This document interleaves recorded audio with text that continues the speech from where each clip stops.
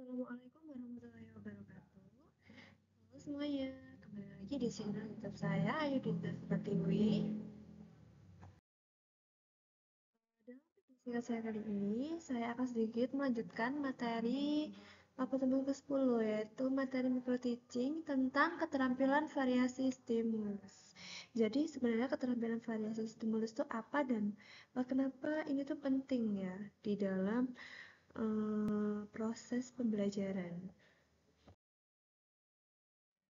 Jadi sebelum ke tujuan melakukan variasi stimulus, kita harus mau tahu dulu dong, sebenarnya keterampilan variasi stimulus itu apa? Jadi, keterampilan variasi stimulus itu adalah kemampuan guru untuk menciptakan suasana pembelajaran yang menarik dan juga dinamis, sehingga siswa itu tetap terlibat dan tidak merasa bosan selama proses belajar mengajar. Konsep ini biasanya berfokus pada penggunaan berbagai metode atau juga gaya mengajar dan juga media pengajaran untuk menjaga perhatian siswa dan meningkatkan partisipasi mereka di dalam kelas. Nah, terus tujuan melakukan variasi stimulus itu apa ya? Jadi, variasi stimulus dalam proses pembelajaran ini memiliki beberapa tujuan penting yang berkontribusi pada efektivitas pengajaran dan keterlibatan siswa. Contohnya itu ya, yang pertama itu yang A, menciptakan suasana atau atmosfer pembelajaran yang menarik. Jadi ini ada yang pertama itu ada yang menarik perhatian siswa ya. Jadi dengan menggunakan berbagai metode dan teknik pengajaran, guru dapat menarik perhatian siswa lebih efektif. Suasana yang dinamis dan beragam membuat siswa lebih fokus dan terlibat dalam pembelajaran. Terus di sini ada juga keterangan mengurangi kebosanan. Pembelajaran yang monoton dapat menyebabkan kebosanan. Variasi dalam cara penyampaian materi seperti penggunaan media visual, permainan, atau diskusi kelompok ini membantu menciptakan suasana yang lebih hidup dan juga menyenangkan. Terus yang kedua ada meningkatkan antusias, ketekunan, dan partisipasi aktif siswa. Kalau antusiasme siswa itu contohnya ya, ketika siswa merasa terlibat dalam proses belajar melalui variasi yang menarik, mereka cenderung menunjukkan antusiasme yang lebih tinggi. Rasa ingin tahu mereka akan meningkat, mendorong mereka untuk aktif mencari informasi lebih lanjut. Terus yang kedua itu ada ketekunan dalam belajar gitu. Jadi variasi stimulus ini membantu siswa untuk tetap fokus dan tidak cepat merasa jenuh. Dengan suasana yang selalu berubah, siswa akan lebih mampu bertahan dalam kegiatan belajar yang berlangsung lama.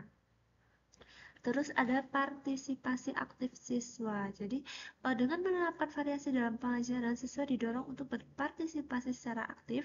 Jadi mereka tuh lebih cenderung untuk bertanya, berdiskusi, dan terlibat dalam kegiatan kelompok yang semuanya ini berkontribusi pada pemahaman materi yang lebih baik. Nah, yang selanjutnya ada prinsip melakukan variasi stimulus. Ada 3 ya di sini prinsipnya. Yang pertama itu ada relevan dengan tujuan dan kemampuan anak. Maksudnya gimana? Relevan dengan tujuan dan kemampuan anak. Yang pertama itu misal ada kesesuaian dengan tujuan pembelajaran. Jadi variasi yang dilakukan harus memiliki maksud tertentu yang relevan dengan tujuan pembelajaran. Ini membantu siswa memahami materi lebih baik dan juga menjadikan pembelajaran lebih bermakna.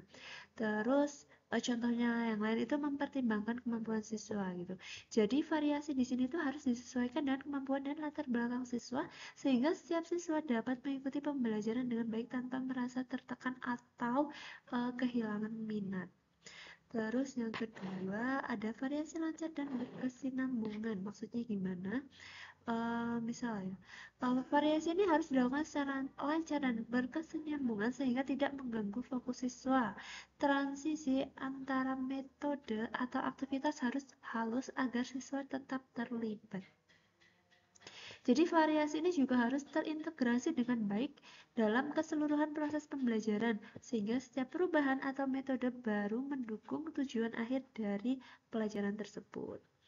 Terus yang ketiga ada terencana dan fleksibel. Jadi perencanaan yang matang itu variasi harus direncanakan dengan baik dan secara eksplisit dicantumkan dalam rencana pelajaran. Hal ini memastikan bahwa variasi yang dilakukan relevan dengan tujuan pembelajaran yang ingin dicapai.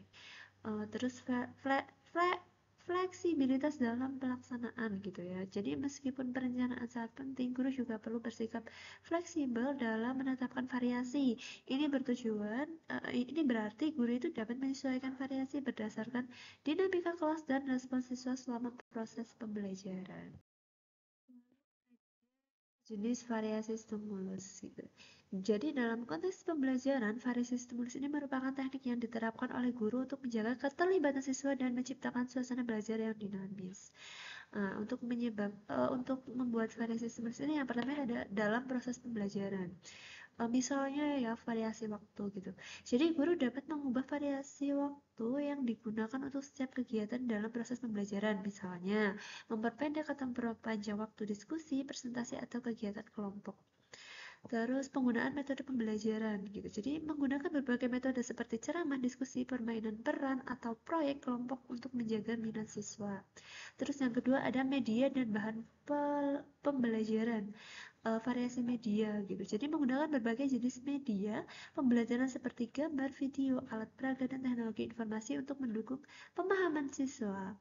Misalnya menggunakan slide presentasi untuk visualisasi atau audio untuk mendengarkan materi. Yang kedua ada bahan ajar yang beragam. Jadi guru ini memanfaatkan buku teks, artikel, dan sumber daya online yang berbeda agar siswa mendapatkan perspektif yang lebih luas tentang topik yang ingin dipelajari. Terus yang ketiga ada pola interaksi. Pola interaksi di situ apa? Jadi di sini tuh ada dua ya. Bisa interaksi antara guru dengan siswa. Jadi bisa menerapkan berbagai pola interaksi seperti tanya jawab, diskusi kelompok kecil atau presentasi individu untuk meningkatkan partisipasi siswa. Lalu yang kedua ada kolaborasi siswa. Jadi mendorong siswa untuk bekerja sama dalam kelompok dengan cara memberikan tugas kolaboratif yang memerlukan kerjasama dan komunikasi antara anggota. Selanjutnya kita akan membahas proses pembelajaran. Jadi, penggunaan variasi stimulus dalam proses pembelajaran ini adalah teknik yang diterapkan oleh guru untuk meningkatkan keterlibatan siswa dan menciptakan suasana belajar yang lebih dinamis. Berikut ini adalah beberapa aspek penting dari variasi stimulus yang dapat digunakan dalam pembelajaran. Yang pertama itu penggunaan variasi suara. Yang pertama ada itu pemusatan perhatian. uh, Menggunakan biasanya ya kalau di pemusatan perhatian itu hubungannya dengan penekatan suara dan juga kesenyapan. Kalau penekanan suara ini biasanya menggunakan penekatan suara untuk memusatkan perhatian siswa pada hal-hal yang dianggap penting. Contohnya, guru itu bisa meminta siswa untuk tenang dan fokus saat menjelaskan materi kunci.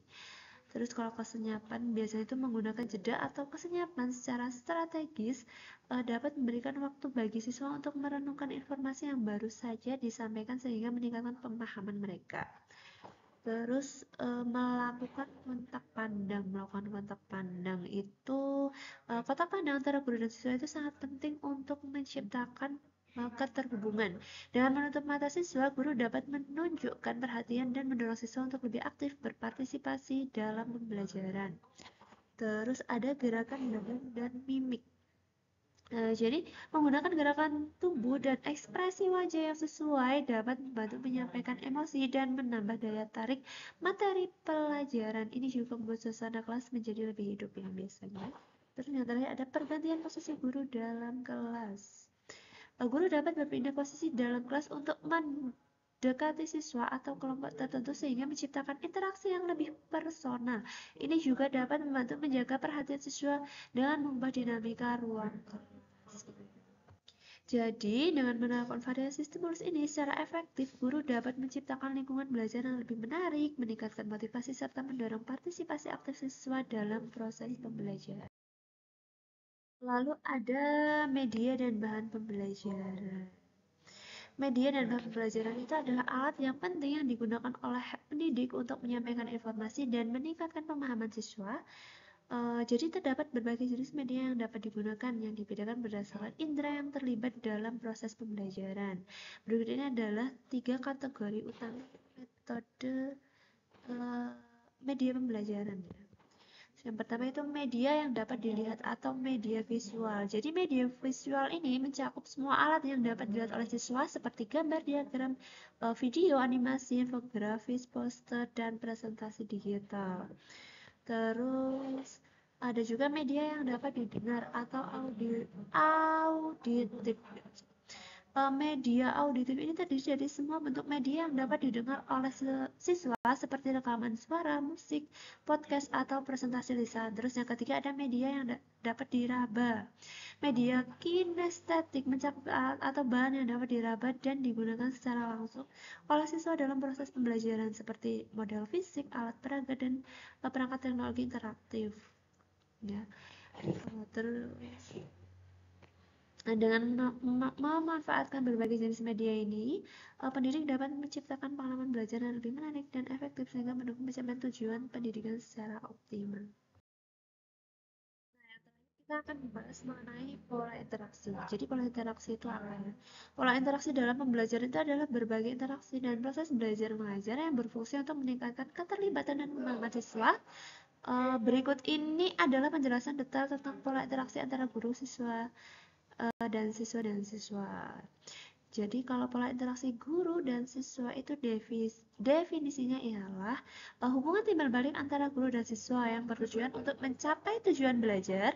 Guru berperan sebagai fasilitator, motivator, dan penyedia informasi, sedangkan siswa berperan sebagai aktor yang aktif dalam proses belajar. Contoh implementasinya ya, misal ada tanya jawab. Jadi guru itu melontarkan pertanyaan dan membiarkan siswa menjawab, memancing mereka untuk lebih aktif. Atau juga bisa dengan diskusi kelompok dan juga presentasi individu. Terus yang kedua ada pola interaksi antara siswa dan siswa. Pola interaksi antara siswa dengan siswa ini adalah hubungan timbal balik antara siswa yang beraktivitas bersama dalam proses belajar. Ini dapat berupa diskusi, kerjasama grup, atau kegiatan lainnya yang melibatkan interaksi antar teman. Contoh implementasinya adalah diskusi kelompok ya misalnya. Jadi guru ini bentuk grup diskusi untuk memfasilitasi percakapan antara siswa dan meningkatkan pemahaman kolektif. Atau bisa juga dengan proyek kelompok dan juga aktivitas komunal. Aktivitas komunal ini merupakan organisasi acara-acara komunitas di sekolahan yang melibatkan semua siswa untuk mempromosikan kerjasama tim dan integrasi sosial gitu. Jadi kesimpulannya itu adalah interaksi guru dengan siswa dan interaksi siswa dengan siswa ini saling mendukung satu sama lain dalam meningkatkan hasil belajar dan motivasi siswa. Oleh karena itu penting bagi guru untuk merencanakan strategi pembelajaran yang memprioritaskan kedua pola interaksi ini demi menciptakan suasana belajar yang optimal dan juga dinamis. Itu tadi video singkat saya mengenai keterampilan variasi stimulus. Semoga dapat bermanfaat dan sampai jumpa di video saya selanjutnya. Saya akhiri. Wassalamualaikum warahmatullahi wabarakatuh.